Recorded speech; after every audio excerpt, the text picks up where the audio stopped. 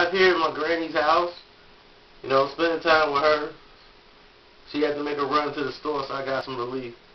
But I'm here to bring up a situation that was going on in my personal messages. We were going back and forth, and people were asking me questions about it. So I decided to bring it to the public's ear, so y'all get to hear the type of things that go on behind the scenes, as far as like in the boxing world. Like the situation with Mosley Mayweather, how much of it was Haiti, how much of it was Haymon, Al Haymon that is, who's also the advisor of Floyd Mayweather and the manager of Andre Berto. And he's also the manager of HBO. So no wonder his fighters normally fight on HBO. Now, this is what I know. If it hadn't been an earthquake in Haiti, the fight with Mosley and Berto would have still been put to the side, and Andre Berto would have been offered the step-aside money.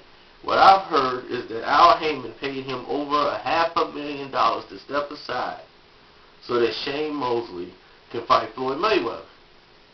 And they used Haiti as the excuse and reason to get out of the fight. Now, that is rumored. There's nothing solid and concrete about it. It's just the talk that's going behind the doors with Golden Boy and Mayweather Promotions. This is what I do know. That is fact. Andre Berto, if Shane Mosley is to win the fight, Andre Berto can get a match with Shane Mosley. He can fight no other opponent unless he fights the same opponent twice in a rematch. He can fight no other opponent. He must defend his title against Andre Berto, no matter what. That's in the door that takes place, no matter what about the pullout or whatever, or what have you. Floyd Mayweather wins. Floyd Mayweather just wins. Berto would get a certain percentage after the fight. He gets another bonus, 500, whatever. But this is just rhetoric, talk. Right now, it's just what's going on behind the scenes. But as far as the Pacquiao situation, the weight stipulation, the rehydration clauses in the contract, we have not yet seen. It's all rumored, because I'm telling you, I normally had no problem with getting information on Manny Pacquiao fights. This fight, there's no information coming out that camp. It's like they got everything on the boot camp lockdown. You can't get any information out that camp. You can't even pay snitches to talk. In Top Rank right now, they have reshuffled the deck and they locked the doors.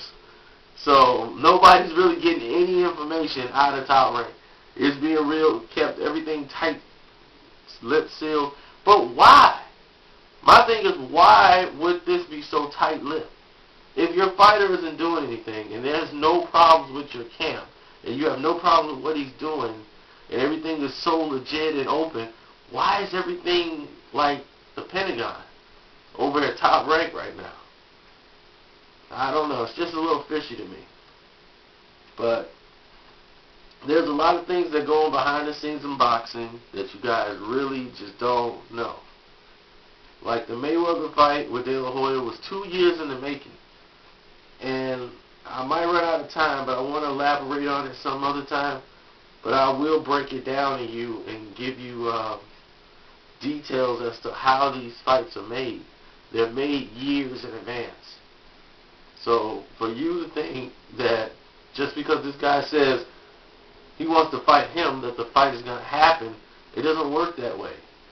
See, in UFC, Dana White can do that because he's the president of UFC. If he says, Anderson Silva, you're going to fight Georges St. Pierre, he has to fight him. The fight can be made. He's the president. He's the boss. When there's different promotional companies involved, it takes a long time to make a fight. But Manny Pacquiao has been fighting everybody that's basically in the house.